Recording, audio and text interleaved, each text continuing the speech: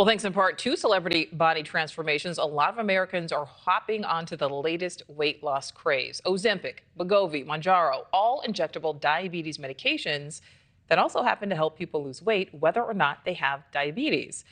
But now some people are saying it's even more of a miracle drug than they thought, that for them, it's an all-encompassing anti-addiction drug that's causing some kind of change in their brains, helping people beat their vices once and for all, whether it's eating, shopping, gambling, or smoking, anything that's addictive. Let's bring in Dr. Thomas Pitts, a board-certified neurologist. Dr. Pitts, thank you so much for being with us. So this could be the anti-addiction miracle drug. Explain how it works, and why does it seem to be stopping this addictive behavior across the board in some of these patients? Hey, thanks for having me, Nicole. Well, as we know, this is something called a GLP-1 agonist, which means it upregulates this special receptor that makes you satisfied. And why do I say satisfied? Because we've used it now for diabetes, we've used it for weight loss, but really if you go higher up to the brain level where GLP receptors are also found, they're found in the heart, the pancreas, the lungs, they make you feel satisfied. So they make you feel full when you haven't eaten. They make you feel like you've smoked a cigarette when you didn't smoke one. So you get the satisfaction essentially from being full without eating. And you also get satisfaction across the board, really with anything that would be reinforced by the reward center. So this would work across really anything that requires a satisfying response from the brain to make the body feel like it no longer needs that thing that you're craving. All right, so this is so interesting. So does it kind of depend on what each individual deems as satisfying? And I ask that because it's not having this overall anti-addictive effect for everyone. So is there a way to maybe tweak it so it would, or so it will? Well, I would answer your question with a question. If I take a high blood pressure medicine but keep smoking, did I fix my, high blood pressure? No. So, addiction in itself is an entire syndrome. It's an entire branch of medicine that you have to do a fellowship in, really, to call yourself an addiction specialist.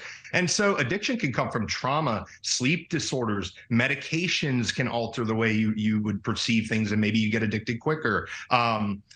Overlying psychiatric illness. So, this is one piece of the puzzle, and it's a great launching point for further research. But does it fix the overall arching syndrome of addiction?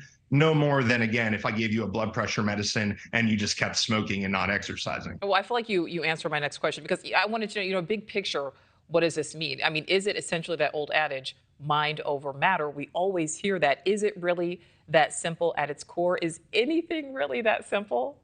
No, and I'm glad you brought that up. So let's go back to the ground ball. I always tell the med students, residents, just keep it ground ball. The rules of medicine apply here, right? You have a pre-packaged response. Basically, we're trained through our life. We also have genetic influence. We also have comorbid medical conditions.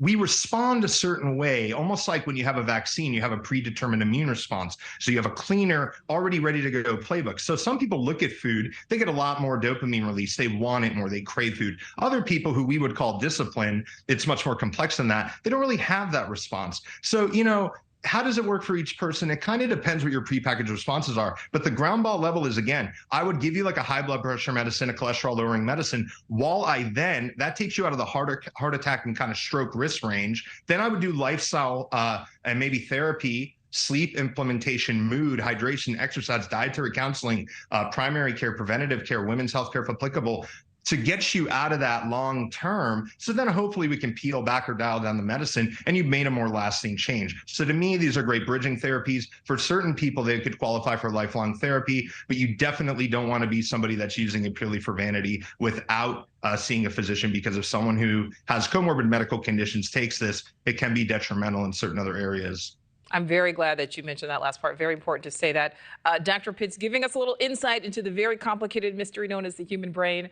We certainly appreciate it. Thank you. Thank you for watching. Go to newsnationnow.com to find NewsNation on your television provider. And don't forget to click the red subscribe button below to get more of NewsNation's fact-driven, unbiased coverage.